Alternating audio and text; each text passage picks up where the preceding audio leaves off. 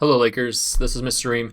And on this webinar, I'm going to be walking you through some of the bigger picture overviews of what financial aid is comprised of, as well as how to maximize and understand a little bit about how to approach the financial aid process for your family.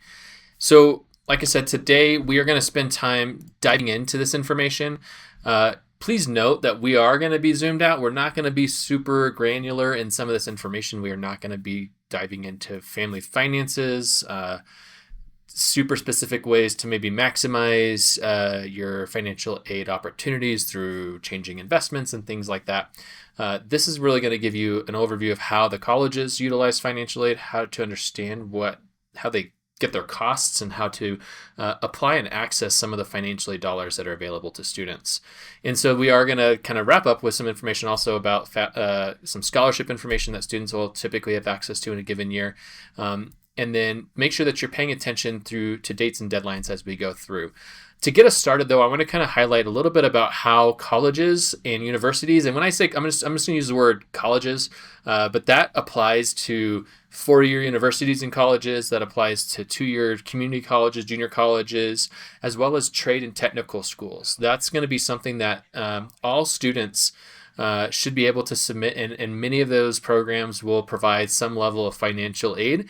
And for a lot of those programs, the process is actually fairly similar.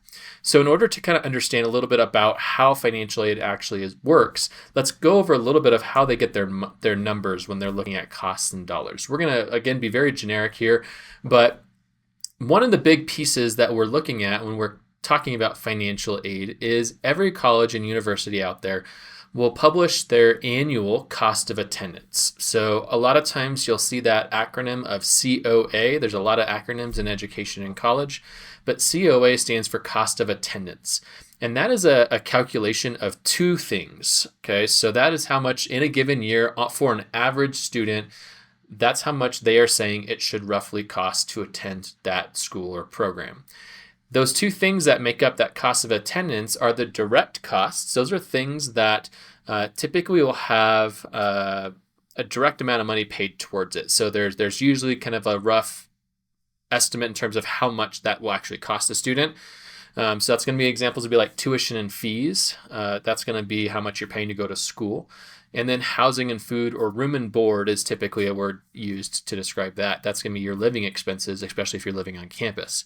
They do offer housing, like room and board, kind of offsetting costs and some financial aid that can go if you're not living on a campus, or if your campus doesn't have dorms, for example. But a lot of times that creates a little bit of an extra step in that you might not directly be able to have that paid towards your college. You might have to figure out and navigate a couple additional steps in that piece.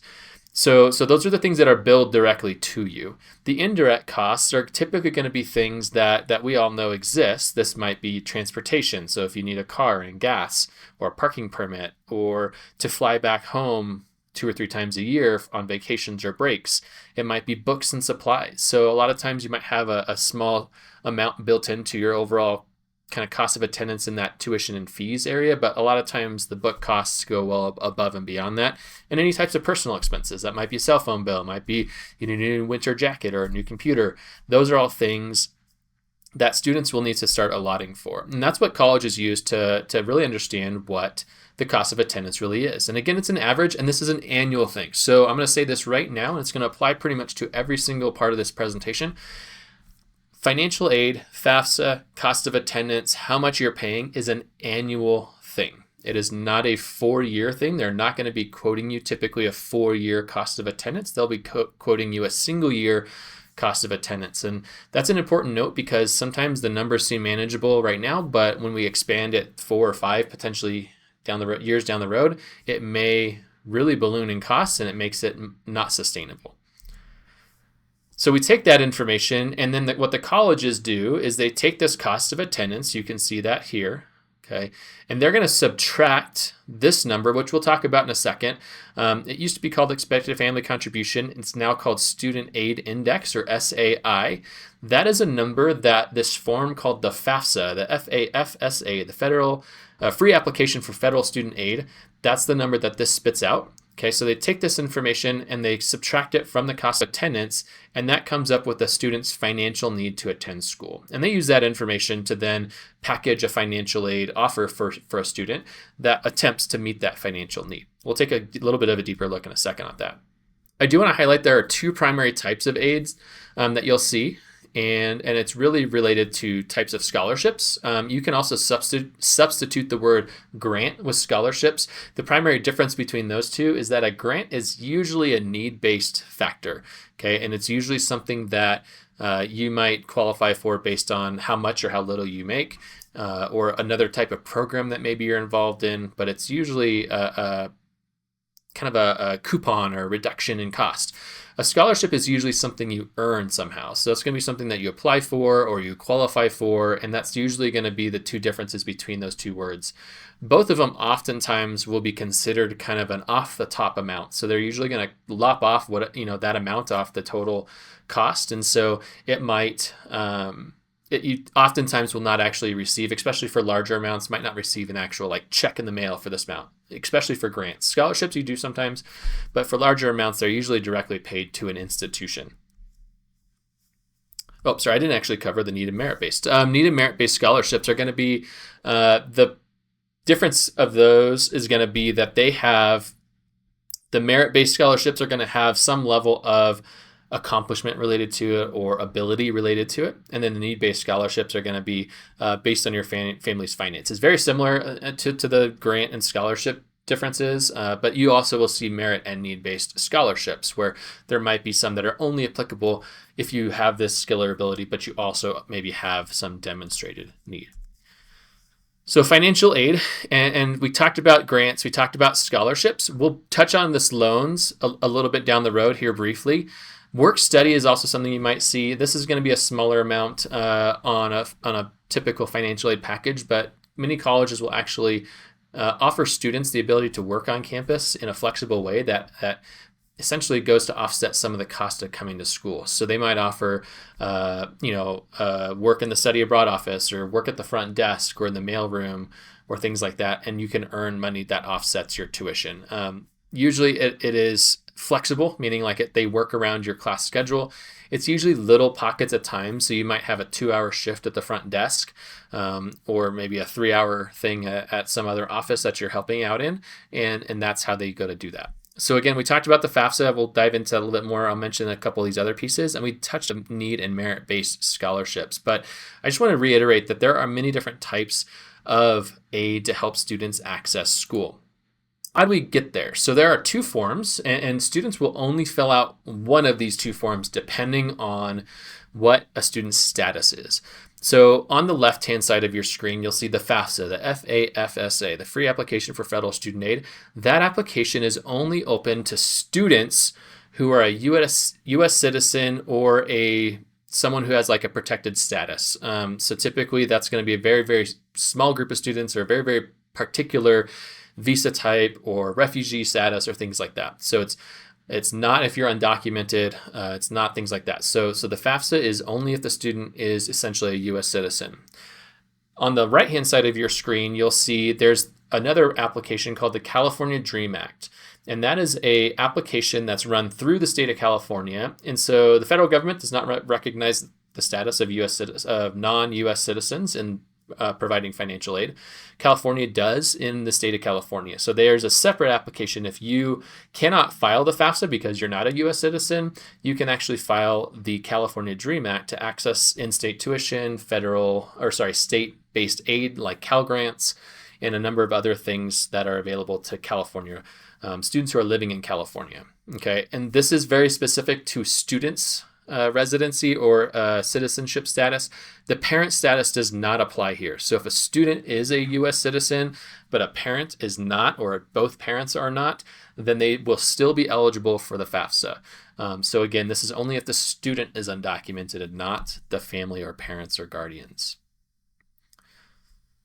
So we kind of talked through this slide a little bit, but just to reiterate, the parent citizenship factor does not weigh in here. There might be some differences if the parent is not a U.S. citizen in terms of how they go about, say, completing their components of the FAFSA, because they will have some information to submit on behalf of the student, but the student will still be fully eligible as long as those things are submitted for the gambit of different types of aid for college. Now, on the FAFSA, there is a term called contributors. The contributors are essentially the parents, for lack of a better word. There's a lot of different, whether it's a biological parent, an adopted parent, sometimes a married step parent. Like, there are a number of different things that a contributor could be. In most circumstances, it's going to be a parent, and it might be one parent. But they all are going to be essentially the adult that's going to be signing on behalf of this student. And so part of the process is and I'll show you a screenshot in this next slide about inviting a parent and how it works. And we're not diving into the actual FAFSA. It's not even, as of this recording, it's not actually even available yet. However, it is something that I wanted to just make sure that you knew in advance.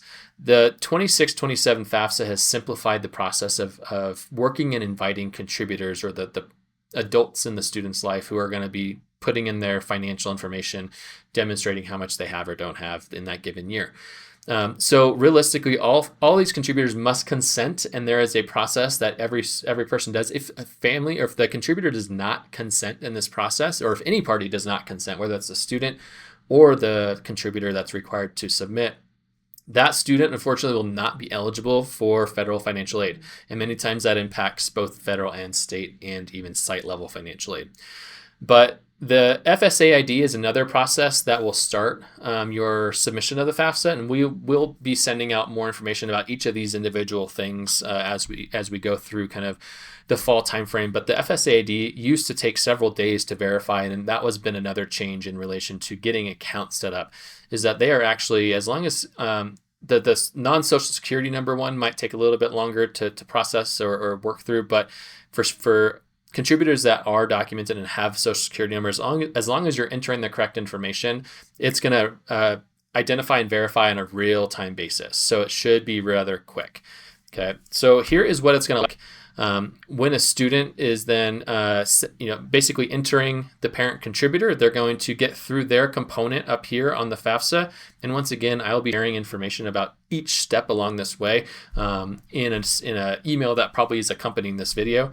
But if you're watching this in a different year or later on in the school year and don't have access to the information we sent out, go back through your email. We'll also try to make sure that it's available throughout the school year as we approach important deadlines that happen in this cycle. But ultimately, they'll invite your parent contributor essentially through an email. So you do want to make sure that you have an accurate email for a parent or guardian, and that email is able to be accepting mail. Sometimes emails are full or not utilized very often or not checked. For this process, as a senior, it's especially important to have an email, and Gmail, Yahoo, all kinds of email services are free. If you just make a new email address for a parent, that also works as well. And you can use it just for things to support college, because I know emails can get busy and compacted and very, very a lot of stuff going on and hard to keep track of. So that might not be a horrible idea. But ultimately, they'll get an email notice. It'll look kind of like this on the right side of the screen here. And so this is what a parent would get when a student invites them, and their job is to basically accept the invitation, and then they will copy and paste or type in this code on that page once they hit the accept invitation, and that will lead them into the parent component of filling out, or the contributor component of filling out the FAFSA.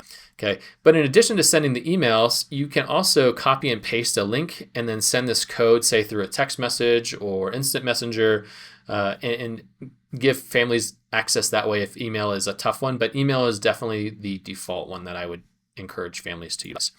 This page here is a picture of what the consent forms look like.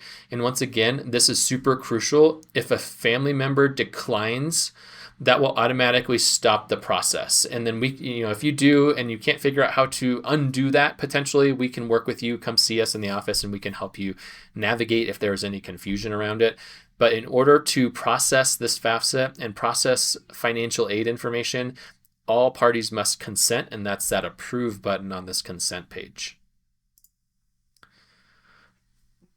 Now, contributors can still be kind of tricky because it's not always a very simple two-party household. There might be a separation, there might be a divorce. there might have been a remarriage, and similarly. So when we're looking at contributors, the new FAFSA actually has a contributor, kind of essentially a calculator, for lack of a better word, like who is my contributor, and you can enter the parties, and it asks you a series of questions, and it will tell you who actually is the person that should be filing this information. However, realistically, when a parent has never been married or is divorced or separated or is a qualifying widower, that person will be the single filer. Okay, but if they're married, they're going to, and filing taxes jointly, they will actually be entering the information together. And then the biggest thing is if you are separated or divorced, and legally separated, legally divorced, it's not like I'm married and just not living with my spouse.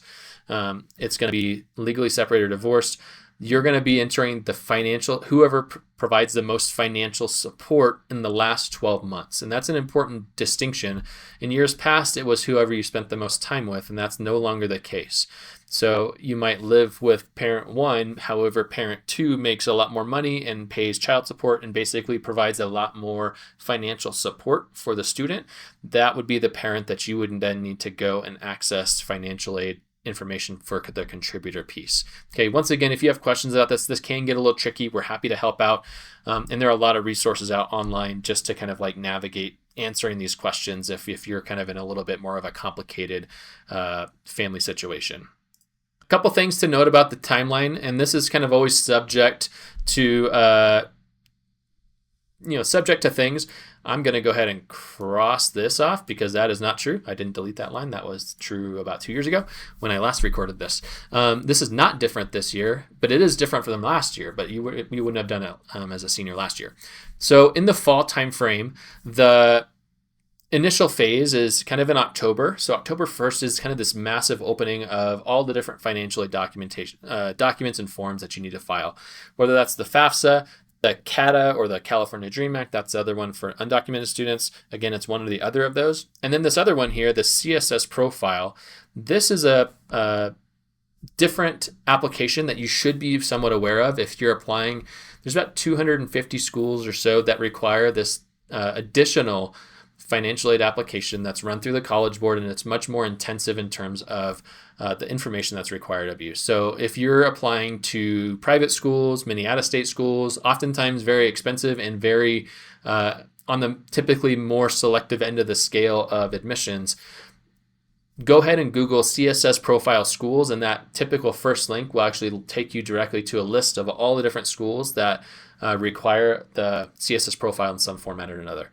And so if you do that, one thing to note about the CSS profile is that requires a lot earlier action on behalf of families. That typically is something done very early in the fall, and it does take a little bit more time than your FAFSA application because it's going to go much more deep into your family's financial circumstances. And it's also typically tied to admissions deadlines. So usually if you're applying to some of these schools, they are going to be asking for this document very close, if not on the day that your application is due. So you're always going to want to double check with colleges when you're filling out the applications whether or not this is due and when it is due for your particular institutions. In winter, you're going to start working on the local scholarship applications. The Tahoe Truckee Community Foundation kind of runs and organizes those, but we share this big common application related to filing our local scholarships. That will open mid-January, and then that will be due on March 31st over here in the spring. So you have about a two and a half month window of time to get it done. But that also does require information from your FAFSA or DREAM Act as part of that application. You're also going to be looking through websites like your college websites. Sometimes they have scholarships that are available for particular majors or programs or new freshmen that maybe they don't publish or automatically consider for. I encourage students to take a little bit of time and just start looking through and making sure you're not missing opportunities for money. In the springtime, once again, you're going to be making sure that your FAFSA is in as soon as reasonable is the best approach.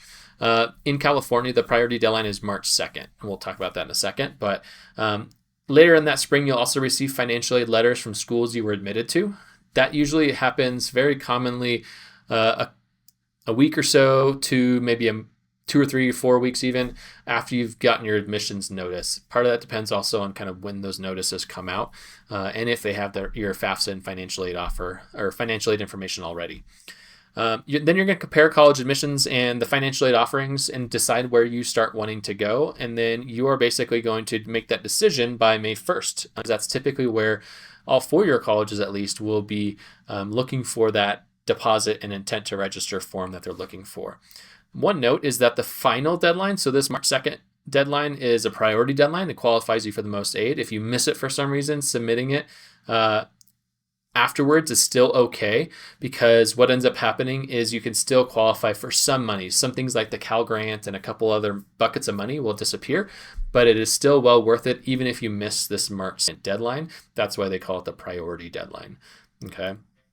So is the FAFSA even worth it even if we won't get aid? A lot of families may have income above maybe a typical need-based threshold.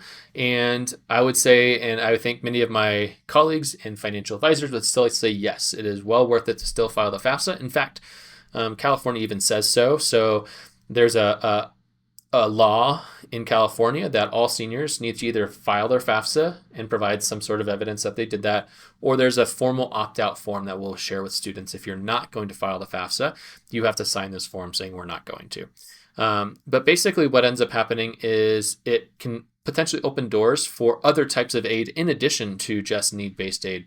An example would be our local scholarships, but also schools might have institutional grants and aid that they might be able to qualify students for say, their GPA or a certain test score, or being a WUI student or things like that. But in order to access some of those financial aid sources, you have to file this document. And so it's just an important step towards navigating towards any college that you're pursuing after high school. So let's talk briefly about loans. I mentioned I would be touching on this a little bit, and we can always dive deeper if you always have questions about a particular financial aid offer or understanding what it looks like, because they can be confusing. But realistically, yes, everyone would love to not have to take out student loans. A lot of times I hear students or families, more typically students, being like, if I have to go to this school and take out loans, I'm not going to this school. And the vast reality is probably 75 or greater % of students that attend college typically take out a loan of some type during the course of their collegiate career. So that's going to be something that you can typically expect to happen, but it's not always going to be the case. And realistically, loans are not bad, but it is something that you have to be wise about. And so I'm going to kind of break down a little bit about, kind of give you the picture of why that matters, and then talk to you briefly about what the loans and the strategies are about that. But if we looked at an example, we'll consider John Doe, and he's going to expensive university, and this up here, again, this is an example of that calculation of the costs. So their average annual cost of attendance is $90,000. Boom, that's a big dollar amount. This student did the FAFSA, and they had a student aid index of $10,000. What that number typically means, if you look at it from, like, say, buying a car, house, that's kind of your down payment. Okay, so that's going to be something that you can expect to typically have to pay at some level, whether that's through savings or through a scholarship or just cutting a check from your bank account or cash savings or something like that. But this is kind of like the money that we're going to put down towards college that year. Okay, so they subtract that equals $80,000 in need. Now, the financial aid office at the college, the expensive university, says, hey, you know what, you're a decent student. We're going to give you a $20,000 grant. Again, coupon. We're going to just cross that off the list. We're going to give you that money. It's free. You don't have to pay it back. But we're also going to package you with a loan. Okay, that loan we'll say is $20,000 as well. Okay, so $20,000 in free money, $20,000 in money we'll pay back equals $40,000. So we subtract that from the need, and that equals a gap, which means there's missing money we don't have covered of $40,000. Now, we look at breaking it down a little bit further. Once again, I mentioned SAI is a family responsibility, kind of like a down payment. I always encourage looking at this from a 4-year perspective, or however long a typical length of your study, your program of study will be at the school or college you're going to, whether that's a 2-year college or a 1-year trade school or a 4-year program or a 5+1, 4+1 program with a master's. Like, look at it from the big picture of out the door, how much will it cost? Because if you start looking at 1 year, it's kind of like going to the car dealership and they're trying to, finagle you on the payments. Like, how can we get your payments lower, even though it's going to cost you a whole lot more money in the grand scheme of things? You want to look at the overall picture as well. So once again, if we kind of calculate this up using that direct cost approach, so this is going to be how much we're going to be paying over that 4 years, and then indirect cost, that's either going to be, this is going to be your loan, right? So this loan here becomes $20,000 times 4. You will pay that back over time. Okay, you're not going to have $20,000 in the bank that moment, but you will over time pay back that amount. And then this gap, unless we have another way to fill that amount, that is also going to come down here, and we will have to figure out a way to either find a private loan, tap into a 529, whatever it might be, where you then have to find a way to come up with $160,000 more to go to this school. So overall, this 4-year college degree would cost over $280,000. And so this interest is going to be probably astronomical.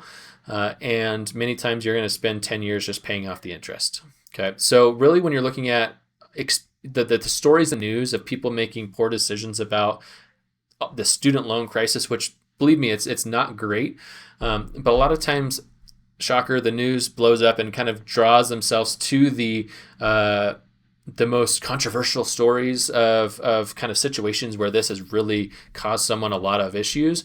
And they tend to kind of capitalize on like, oh, this person has $500,000 in loans.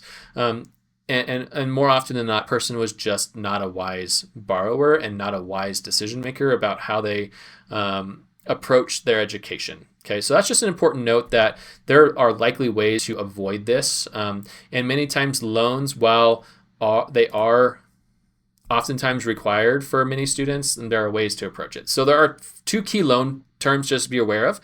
One of them is going to be unsubsidized, and that's going to be basically the loans. When you get those things out, it's going to start like the interest is going to start growing immediately.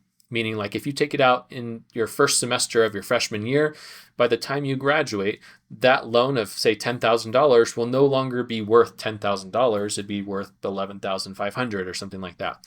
Okay, so that is an unsubsidized loan. Okay, I put 3 out of 6 because realistically, if we need to take these out, great. These are than other loans. However, these are going to be probably the second tier loans that we would be looking for. The first tier loans are going to be these subsidized loans. And what that means is the government will actually pay the interest while you're enrolled in school. And that oftentimes is enrolled full or at least half time and can include graduate school typically.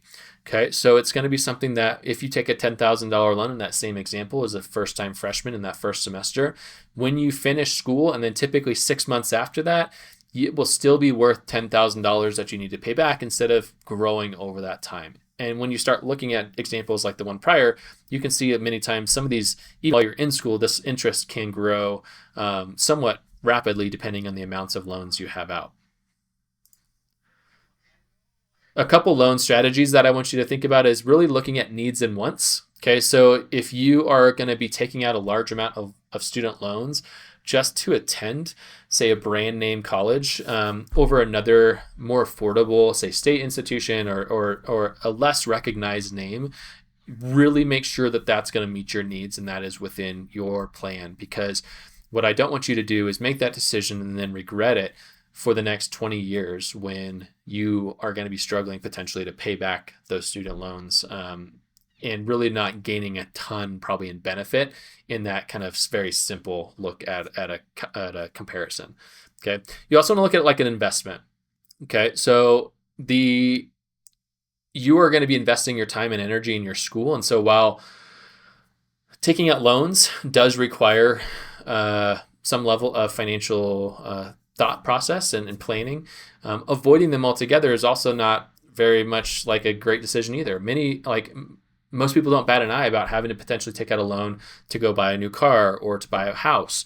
And for some reason, these student loans are actually really kind of controversial in most people's minds. And in all honesty, as long as you finish your education, the return on that investment is going to typically be much, much larger than a car or even a house. And so look at it as an investment and just like approach it from a wise standpoint, and you're going to have a much better outcome knowing that my education is very much important and will help me earn typically more money over the course of my lifetime than many other types of investments. And then look at your potential returns. Like that student who borrowed potentially $280,000, if they were a history major, who knows what their pay scale might be. If they're a doctor, that might look a lot different. And so really kind of consider your major, what area of study you're going into, the career and salary outlook, and don't look immediately to that top of that salary estimate. Like look at the middle or bottom, because that's where you're probably going to be living most of your life. And you might get up to that top towards the end, but you will typically not be making that top tier salary for the good portion of your career. Okay. And then only borrow what you need. Don't go out and buy that Ferrari or Corvette if you can really only afford a Camry. Okay, it all gets you in the same direction and moves you in the same place, and oftentimes in a more sustainable fashion in the long run. So there are other alternatives that you can do to access funding beyond your FAFSA. Okay, so that would be looking for scholarships and grants. One thing we didn't talk about, but if you have questions or get packaged with it, is a Parent Plus loan. That is actually a loan that parents can actually take out in their own name to support their students accessing school. That's one that you have to be a little bit more careful with. It does have credit checks and things like that, where other financial aid for the student typically does not come with credit checks. Emergency types of aid, as well as private loans, those are going to be things that I would definitely encourage you to go from screen left to screen right as you're looking for money. And if you get into that purple and blue, you might want to start maybe reconsidering if this is the best path, because it realistically starts to get pretty expensive when we start looking at some of these over here. Our local scholarships are going to be, like I said, available in mid-January, and they're all going to be due March 31st.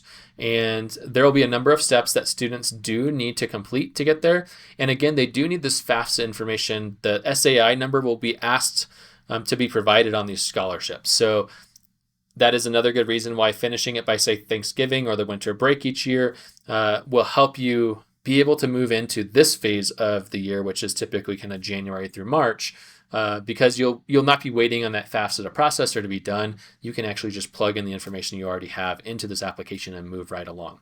So hundreds of thousands of dollars are available to students. There are many different types of scholarships. I've already got a couple questions even today about, hey, should I even apply to this thing when it comes out? And I want to go to a trade school. Absolutely.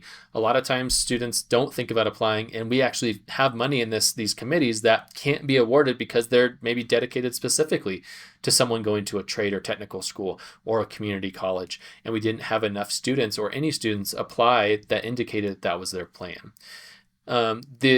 Most of the scholarships in this system are also need-based. Okay, they do factor in merit, but they heavily lean on focusing on reducing the overall burden on students and families. And so they are heavily considering student and family need when they're reviewing these applications.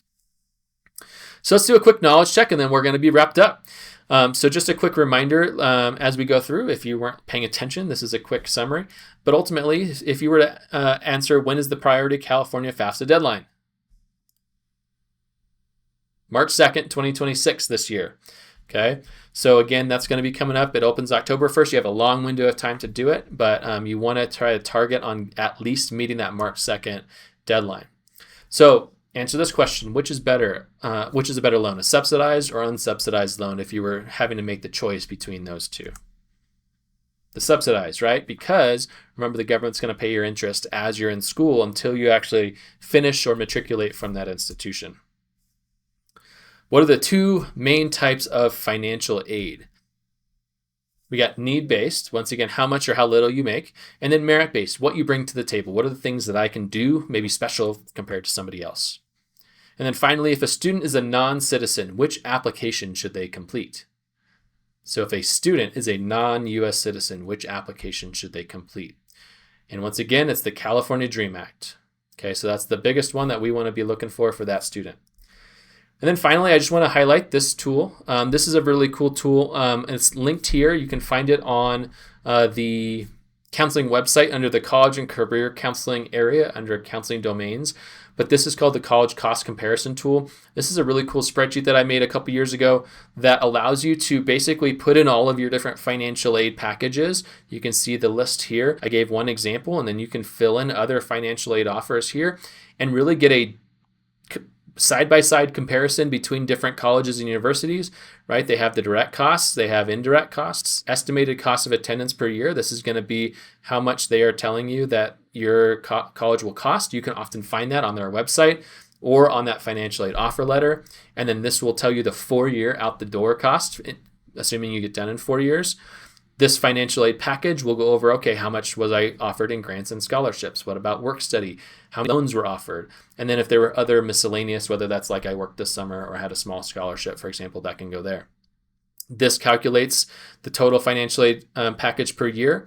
It'll tell you how much you have left between the gap per year and how much you're earning or having. And then below this, I don't have this in the screenshot, it will also tell you the overall total cost. Okay, so if you, for example, it'll calculate the amounts of loans that you're taking out. It will calculate the overall 4-year gap that you're coming with and basically give you that picture all in one place. So it's a really handy tool that I would encourage you to take advantage of. It's accessible to students on our counseling website. I think I do have it locked down to TTUSD accounts. So parents or guardians, if you're watching this and trying to find this, you might have to have your student actually pull it up and download it for you, and then they can share it with you all they like. Okay. But once again, I just want to say thank you for paying attention. Keep an eye out for information that we'll be sharing. Typically each fall, we also offer an evening kind of like hands-on workshop that you can bring in your computer, and we can sit down and as a group, we'll be working through completing the FAFSA, for example. And so keep an eye out for information about that. That's usually sometime in November or December, and then we will go forward and be able to complete information with you. And I'm always happy to help answer any questions. Sometimes it's beyond me, but I will do my best to support you through this process and help you access college in a financially feasible way. Thanks for joining.